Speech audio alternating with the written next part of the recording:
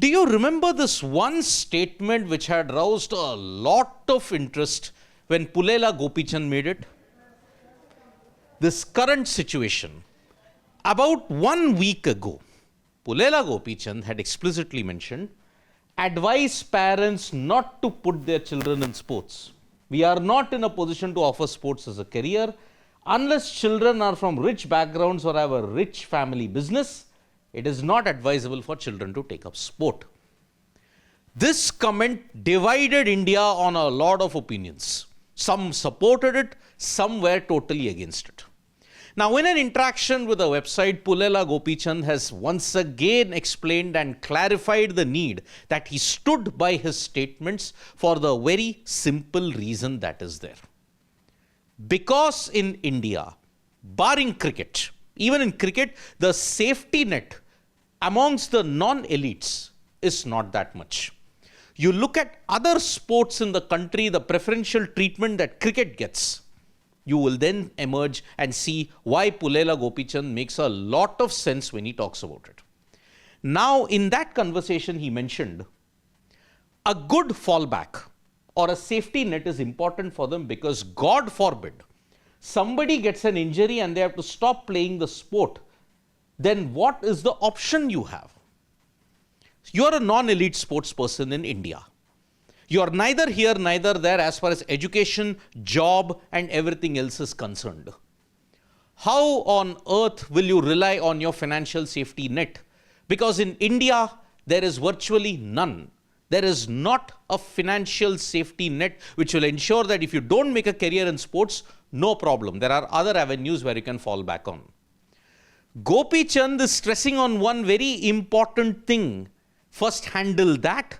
Then you can sort out sports as a career, because he mentioned jobs have dried up over time because number of people that are playing the sport has increased. What I am highlighting is the need for an exit strategy. So supposing in the middle, when you are about 18, 19 years of age, you're pursuing table tennis, you're pursuing badminton, but oh no, it's not happening. What do I do? Remember the case of Archana Kamath, the table tennis star who was doing well, who had represented in India in the Olympics. What has she done now? She's quit the sport.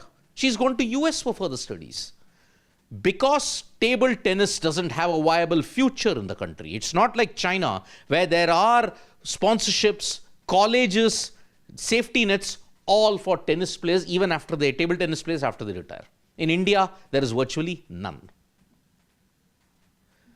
Why does he say, do not invest your children in sports? Why does he ask the middle class not invest your children in sports?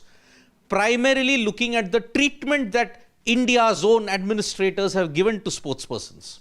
My plea at the moment is at least first take care of Olympians, Commonwealth medalists, Asian Games medalists, and national champions.